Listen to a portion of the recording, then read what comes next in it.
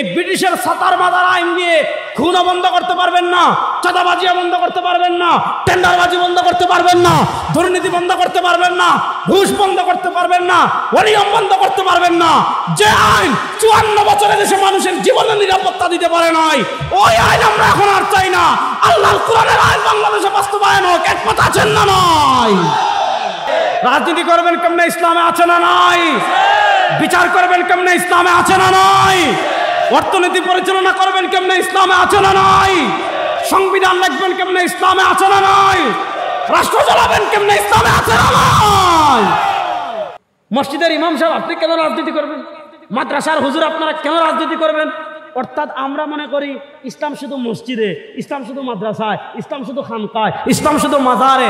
না, ইসলাম যেমন মসজিদের জন্য আসছে, ইসলাম যেমন মাদ্রাসার জন্য আসছে, ইসলাম যেমন খানকার জন্য আসছে, মসজিদ কেমনে চলবে এটাও যেমন ইসলামে আছে, মাদ্রাসা কেমনে চলবে ওইটাও যেমন ইসলামে আছে, ইমারত বা রাষ্ট্র কেমনে চলবে ইসলামে আছে না?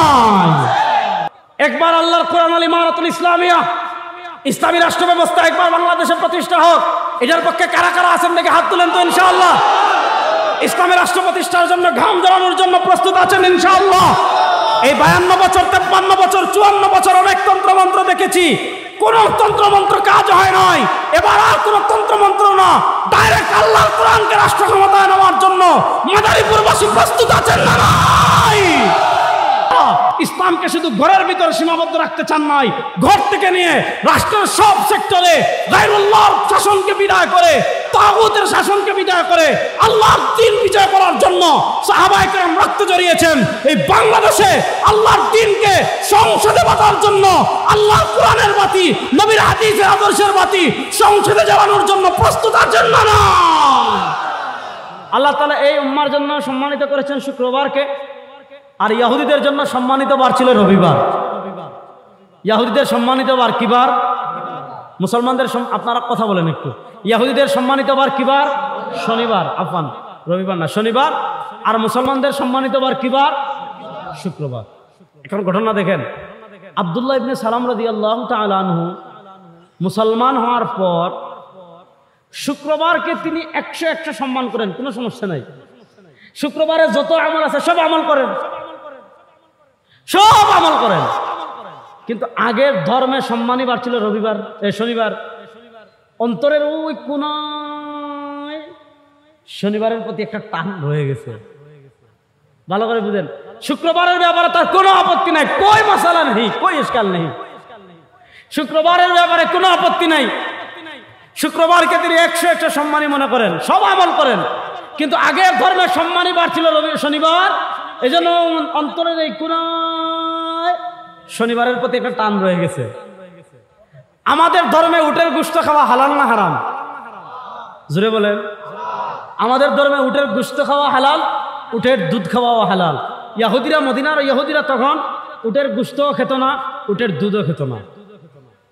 আব্দুল্লাহ ইবনে সালাম রাদিয়াল্লাহু তাআলা আনহু, মনোযোগ, আব্দুল্লাহ ইবনে সালাম রাদিয়াল্লাহু তাআলা আনহু মুসলমান হওয়ার পর তিনি উটের গোশতকে হালাল মনে করেন, তিনি উটের দুধকে হালাল মনে করেন। কিন্তু যেহেতু আগের ধর্ম থাকতে খেতেন না, আর আগের ধর্মের প্রতি একটু মায়া রয়ে গেছে, যার কারণে তিনি মুসলমান হওয়ার পর হালাল মনে করেন, বাট খান না। হালাল মনে করেন কিন্তু তিনি খান না। আল্লাহ তাআলা এই ঘটনাকে সামনে রেখে সূরাতুল বাকারার এই আয়াত নাযিল করলেন, 208 নম্বর আয়াত সম্ভবত। ইয়া আইয়ুহাল্লাযীনা আমানু দুখুলু ফিস-সিলমি কাফা ওয়া লা তাত্তাবিউ খুতুওয়াতিশ শাইতান ইন্নাহু লাকুম আদুউম মুবিন। আল্লাহ তাআলা আয়াত নাযিল করেন, ইয়া আইয়ুহাল্লাযীনা আমানু, হে ঈমানদারগণ, উদখুলু ফিস-সিলমি কাফা, পরিপূর্ণভাবে ইসলামে প্রবেশ করো। ইসলাম গ্রহণ করার পর আপনি 5% ইসলাম মানবেন, 20% মানবেন, 30% মানবেন, 80% মানবেন, 90% মানবেন, 99% মানবেন না। উদখুলু ফিস-সিলমি কাফা, ইসলামে প্রবেশ করার পর 100% ইসলামই মানতে হবে, ইসলামের বাইরে কিছুই মানা যাবে না। উদখুলু ফিস-সিলমি কাফা, ইসলাম গ্রহণ করার পর জাতীয়তাবাদ মানার কোনো সুযোগ নাই। ইসলাম গ্রহণ করার পর ধর্মনিরপেক্ষতা মানার কোনো সুযোগ নাই। ইসলাম গ্রহণ করার পর গণতন্ত্র মানার কোনো সুযোগ নেই। ইসলাম গ্রহণ করার পর মানুষের তন্ত্রমন্ত্র মানার কোনো সুযোগ নাই। ইসলাম গ্রহণ করার পর 100 মানতে হবে ইসলাম, ইসলামের বাইরে যাওয়ার কোনো সুযোগ নাই। উদখুলু ফিস সিলমি কাফা। আব্দুল্লাহ ইবনে সালাম শুধু শনিবারের প্রতি অন্তরে একটা টান আছে, উটের গোশত খাওয়ার ক্ষেত্রে একটু এদিক সেদিক করছেন। আল্লাহ তাআলা আয়াত নাযিল করে দিলেন, ইয়া আইয়ুহাল্লাযীনা আমানু উদখুলু ফিস সিলমি কাফা, হে ইমানদারগণ পরিপূর্ণভাবে ইসলামে প্রবেশ করো।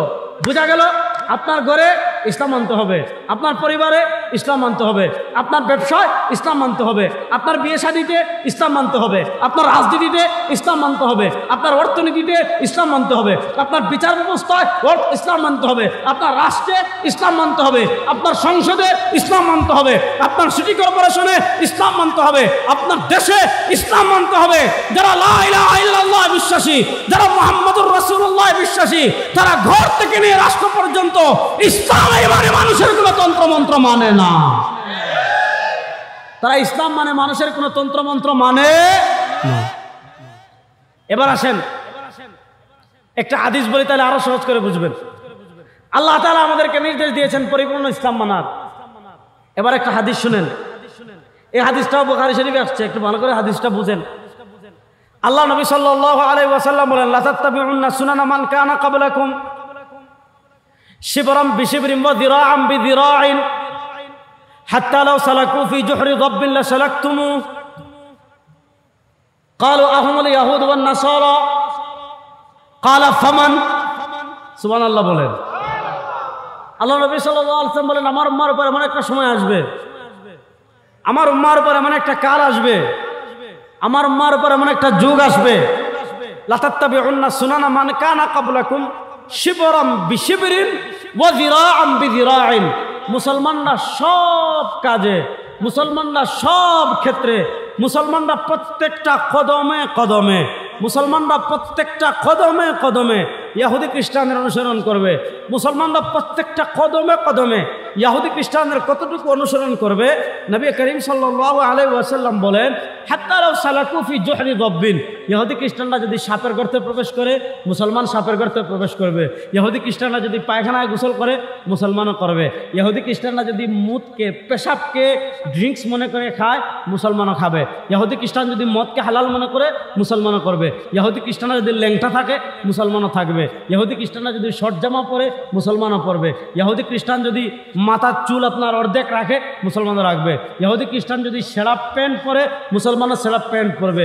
ইহুদি খ্রিস্টানরা যদি হুবালের স্লোগান দেয়, মুসলমানও। দাওয়াত খেতে যাওয়ার পর আপনাকে খুব ভালো খাবার দিয়েছে, কিন্তু খাবারের তেল একটু বেশি ছিল, গোশতের চর্বি একটু ছিল, একটু ঢেকুর আসতেছে, এখন আপনার মিষ্টি জাতীয় কিছু খাওয়া লাগবে। তখন নবীর আদর্শ খুঁজে বলে কি, বেঈ সাহেব, খাবারের পর মিষ্টি খাওয়া কিন্তু সুন্নত, ঠিক না বেঠিক? আমরা মিষ্টি খাওয়ার সময় নবীর আদর্শ খুঁজি, জিলাপি খাওয়ার সময় নবীর আদর্শ খুঁজি।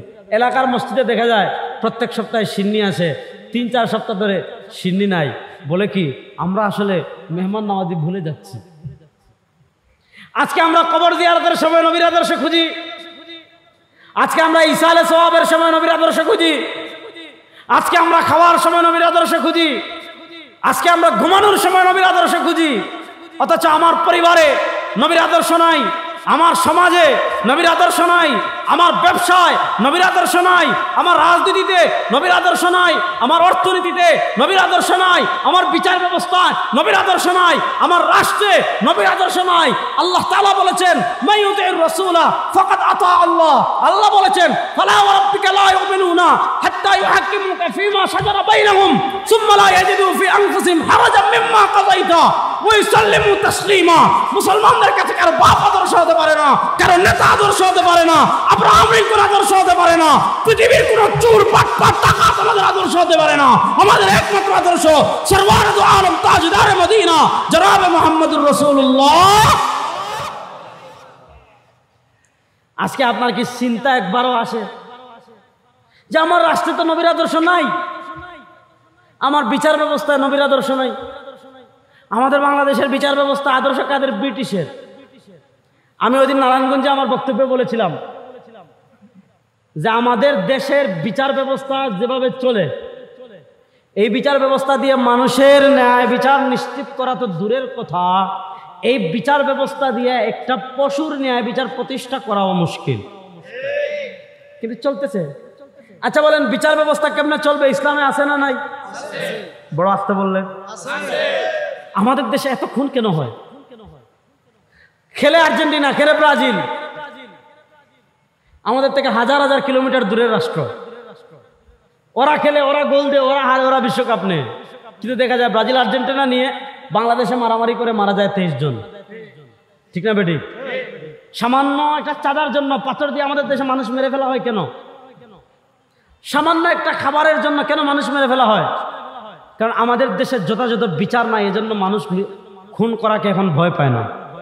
দেখেন, ইসলাম দণ্ডবিধি দিয়েছে 3 প্রকার। আমার সাথে বলেন, ইসলাম দণ্ডবিধি দিয়েছে কয় প্রকার? সবাই পিছনের ভাইরা বলেন না, ইসলাম দণ্ডবিধি দিয়েছে কয় প্রকার? সবাই বলেন না, ইসলাম দণ্ডবিধি দিয়েছে কয় প্রকার? আমার সাথে বলেন, হুদুদ। পিছন থেকে আওয়াজ আসছে না। হুদুদ। ইসলাম হদ দিয়েছে, আস-সারিকু ওয়াস-সারিকাতু ফাকতাউ আইদিয়াহুমা। কোন পুরুষ যদি চুরি করে, কোন মহিলা যদি চুরি করে, ইসলাম শাস্তি দিয়েছে, ফাকতাউ আইদিয়াহুমা, কবজি পর্যন্ত হাত কেটে ফেলেন। আমাদের দেশে 52 বছরে কেউ বিদেশে টাকা পাচার বন্ধ করতে পেরেছে? কেউ ব্যাংক থেকে টাকা চুরি বন্ধ করতে পেরেছে? কেন পারেন না? কারণ আইন ঠিক নাই। আর ইসলামের আইন করেন যে ব্যাংক থেকে টাকা চুরি করলে, শেয়ার বাজার থেকে টাকা চুরি করলে, কোন জীবন বীমা থেকে টাকা চুরি করলে, উন্নয়নের বদলে, রোডের বদলে বাঁশ দিয়ে টাকা চুরি করলে, গম চুরি করলে, তেল চুরি করলে, ডাল চুরি করলে, উন্নয়ন চুরি করলে হাত কেটে ফেলবো, কবজি পর্যন্ত হাত কেটে ফেলবো। দেখবেন সব চুরি একদিনে ঠিক হয়ে যাবে, একদিনে ঠিক হয়ে যাবে। দেখেন ইসলাম কি সুন্দর শাস্তি দিছে, হাত কেটে ফেলে দাও। ইসলাম বলে না এর থাপড়ান। আপনি তারা থাপ্পড় দিয়েছেন 20টা, শরীরে ব্যথা হয়েছে, না পাখাবে শেষ, 1000 কোটি টাকা চুরি করে। আপনি তারা লাঠি দিয়ে পিড়ে হাড্ডি ভেঙে ফেলবেন। সে তো হাজার হাজার কোটি টাকা চুরি করে ফেলেছে, বালা সিঙ্গাপুরে গিয়ে চিকিৎসা করে সুস্থ হয়ে যাবে, অপরাধ মনে থাকবে না। ইসলাম কি সুন্দর শাস্তি দিছে, বলে হাত কবজি পর্যন্ত কেটে ফেলে দেন। এখন নেতারা যখন কর্মীরা দেখবে কি হো আমার নেতার দেখে হাত কবজি পর্যন্ত নাই, তখন বুঝবে এটা নেতা না, এটা কি? বলেন না, এটা কি? এমপি সাহেব আসতে এলাকায় শুটকুট পরে ল্যান্ড ক্রুজার দৌড়ে যায়। ওমা, কর্মীরা যখন দেখবে কি এমপি সাহেব দেখে হাত বের করে না, বলে না এমপি সাহেব একটু হাত নাড়ান। হাত নাড়াইতে যখন দেখলো ওমা এমপি সাহেবের দেখে হাত কাটা, তখন বুঝবে এটা এমপি না, এটা কি? পীর সাহেব। ওমা, মুরিদরা যখন দেখলো এত বড় পীর, কিন্তু দেখি পীর সাহেবের হাত তো কবজি পর্যন্ত কাটা, তখন বুঝবে এটা পীর না, এটা কি? এখন বলেন, সে কবরে যাবে কিন্তু তার চুর পরিচয় আর মুছতে পারবে? এখন ইসলাম এমন শাস্তি দিয়েছে যে হাত কবজি পর্যন্ত ফেলে দাও, অর্থাৎ সে কবরে যাবে কিন্তু তার চুরি পরিচয় আর মুছতে পারবে না। বাংলাদেশে আপনারা কত আইন করেছেন সাতার মাতার, কত শাস্তি নির্ধারণ করেছেন সাতার মাতার, কেউ চুরি বন্ধ করতে পারেন নাই। শুধু 1 মাসের জন্য এটা চালু করেন যে এই 1 মাস যারা চুরি করবেন হাত কেটে ফেলবো, দেখবেন বাংলাদেশে কোন চুরের বাচ্চা আর চুরি করার সাহস পাবে না। ইসলাম দণ্ডবিধি দিয়েছে 1 নম্বর হুদুদ, 2 নম্বর দণ্ডবিধি দিয়েছে কিসাস। বলেন 2 নম্বর দণ্ডবিধি দিয়েছে কি? এগুলা তো জানতেন না, এগুলা তো জানবেন না, জয় বাংলা তো সবাই পারেন। 2 নম্বর দণ্ডবিধি দিয়েছে কিসাস। কিসাস মানে কি? ইন্নান নাফসা বিন নাফসি। আপনি যেভাবে যাকে মেরেছেন আপনাকে হুবহু ওইভাবে মারা হবে। আপনি পাথর দিয়ে মারছেন, আপনাকে পাথর দিয়ে মারা হবে। আপনি ছুরি দিয়ে মারছেন, আপনাকে ছুরি দিয়ে মারা হবে। আপনি লাঠি দিয়ে মারছেন, আপনাকে লাঠি দিয়ে মারা হবে। আপনি বোম মারছেন, আপনাকে বোম মারা হবে। আপনি গুলি করছেন, আপনাকে গুলি করা হবে। আপনি আরেকজনের মাথা ফাটাইছেন, আপনার মাথা ফাটানো হবে। আপনি আরেকজনের দাঁত ভাঙছেন, আপনার দাঁত ভাঙা হবে। আপনি আরেকজনের নাক ফাটাইছেন, আপনার নাক ফাটানো হবে। আপনি আরেকজনের চুপ নষ্ট করেছেন, আপনার চুপ নষ্ট করা হবে। আপনি আরেকজনের কানসায় ঘুষি দিয়ে কান নষ্ট করে ফেলাইছেন, আপনারা ঘুষি দিয়ে আপনার কান নষ্ট করে ফেলা হবে। আপনি আরেকজনের আপনি আরেকজনের নাক ফাটাই দিয়েছেন, আপনারটা ফাটাই দেওয়া হবে। আপনি আরেকজনের পা ভেঙে ফেলেছেন, আপনার পা ভেঙে ফেলা হবে। আপনি আরেকজনের আঙ্গুল ফাটিয়েছেন, আপনার আঙ্গুল ফাটানো হবে। ইন্না নাফসা বিন নাফসি। আপনি যাই করবেন আপনাকে তাই শাস্তি দেওয়া হবে। যদি সাথে সাথে ওই শাস্তি দেওয়া হয়, আর কেউ খুন করার সাহস করবে? আমাদের দেশে খুন করার পর আপনি প্রথম থানায় যান, মামলা করেন। মামলা করতেই বুঝছেন নি, মামু লাগে কি লাগে না? বলেন মামু লাগে কি লাগে না? এখন মামলা আদালতে উঠে না, উকিল ধরেন, মামু দেন, উকিল পিএস রে মামু দেন, মামলা আগায় না, রায় হয় না, খালি সাক্ষী নেয়, খালি যাওয়া লাগে প্রত্যেকদিন টাকা টাকা। 1 বছর 2 বছর 3 বছর 4 বছর 5 বছর 6 বছর 7 বছর। বেচারা বলে কিরে, ভাইরেও হারাইলাম, বাপরেও হারাইলাম, সন্তানরেও হারাইলাম, এখন দেখছি টাকা পয়সা বাড়ি করে বিক্রি করতে হবে। যা, বাপরে তো আর পাবো না, ভাইকে তো আর পাবো না, বোনকে তো আর পাবো না, টাকা খরচ করে লাভ কি? এখন সে আর মামলার পিছনে খবর নেয় না, টাকাও দেয় না। এবার যে জেলে গিয়েছে তার তো মামু আছে, তার চাঁদাবাজির লিডার আছে, টেন্ডারবাজির লিডার আছে, তার লিডার দুর্নীতি করে 1000 কোটি টাকার মালিক হয়ে গিয়েছে। সে 10-15 লক্ষ টাকা ঘুষ দিয়ে জামিন নিয়ে চুর, খুনি, টাকা, টেন্ডারবাজ, চাঁদাবাজ জেল থেকে বের হয় কি হয় না? আর ইসলাম বলে আপনি এখন খুনি প্রমাণিত হয়ে গিয়েছে, আর কোনো হাইকোর্ট চলবে না, আর কোনো সুপ্রিম কোর্ট চলবে না, আর কোনো আপিল চলবে না। এখন প্রমাণিত আপনি খুন করেছেন, এখন আপনি যেইভাবে খুন করেছেন ওইভাবে খুন করা হবে। মনে করেন ঢাকায় যারা পাথর দিয়ে হত্যা করেছে তাদেরকে ধরার সাথে সাথে ওই জায়গায় নিয়ে ওইভাবে যদি তাদেরকে পাথর মেরে হত্যা করা হতো, বাংলাদেশে দ্বিতীয়বার আর কেউ খুন করার সাহস পেত? আপনার ফাহাদকে যারা হত্যা করেছে হলে যেভাবে ইসলাম দিয়ে পিটিয়ে, ওইভাবে এদেরকে যদি ওইখানে নিয়ে সাথে সাথে ইসলাম দিয়ে পিটিয়ে হত্যা করা হতো, আর কেউ হত্যা করার সাহস পেত? তাহলে বোঝা গেল আপনারা এই মানুষের ছাতার মাথার আইন দিয়ে, এই ব্রিটিশের ছাতার মাথার আইন দিয়ে খুনও বন্ধ করতে পারবেন না, চাঁদাবাজিও বন্ধ করতে পারবেন না, টেন্ডারবাজি বন্ধ করতে পারবেন না, দুর্নীতি বন্ধ করতে পারবেন না, ঘুষ বন্ধ করতে পারবেন না, অনিয়ম বন্ধ করতে পারবেন না। যে আইন 54 বছরে দেশে মানুষের জীবনের নিরাপত্তা দিতে পারে নাই, ওই আইন আমরা এখন আর চাই না। আল্লাহর কোরআনের আইন বাংলাদেশে বাস্তবায়ন হোক, একমত আছেন না? নয়।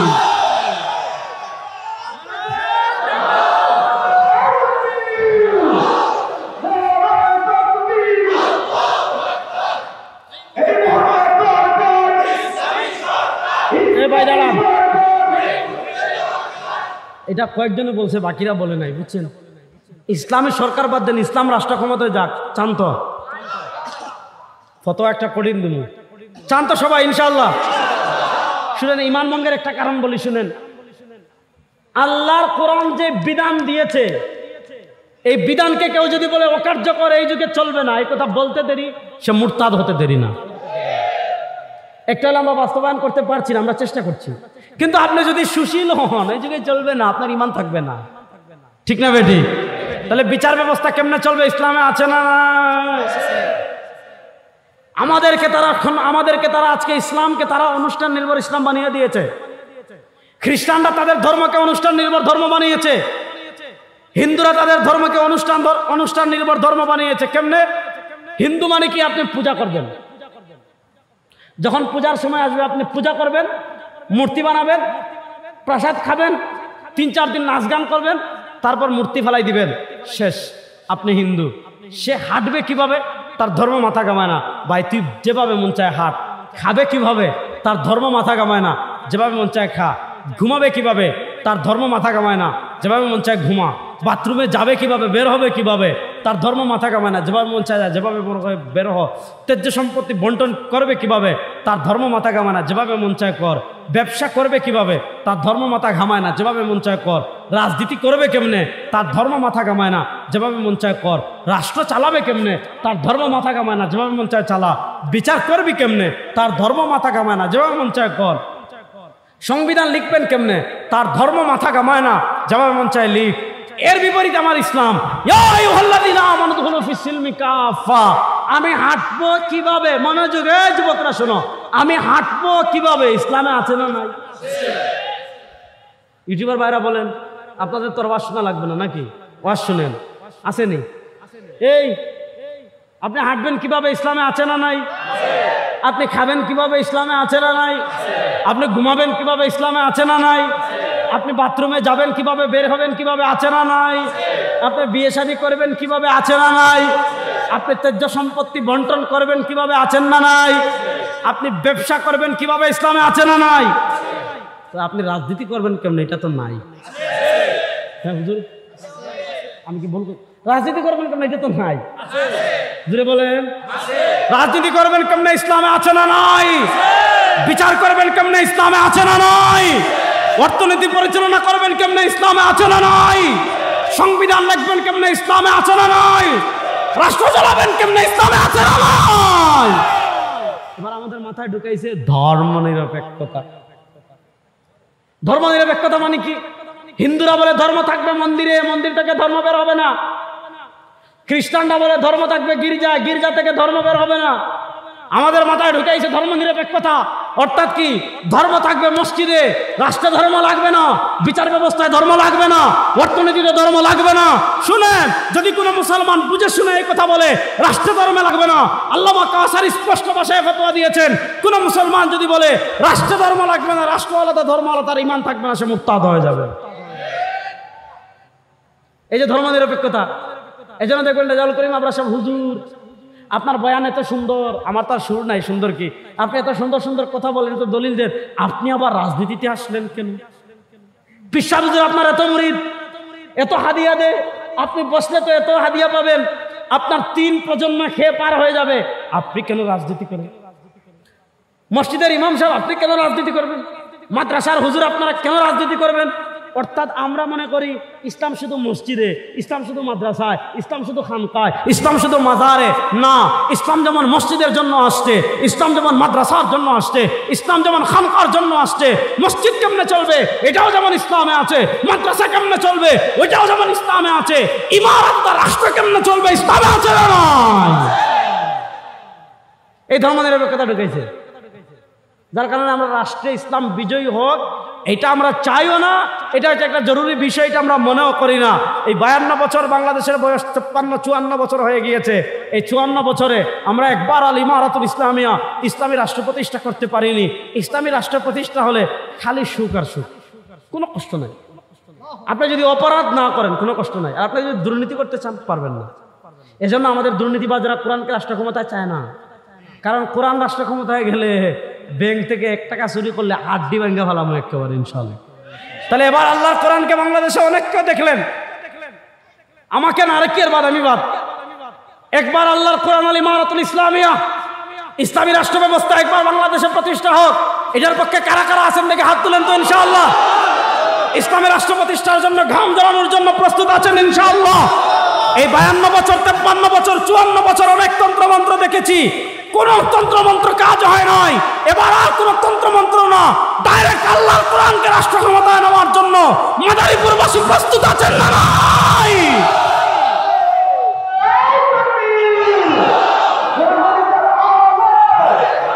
দাঁড়ান দাঁড়ান দাঁড়ান, এই সমস্যা তো এই জায়গায় দাঁড়ান।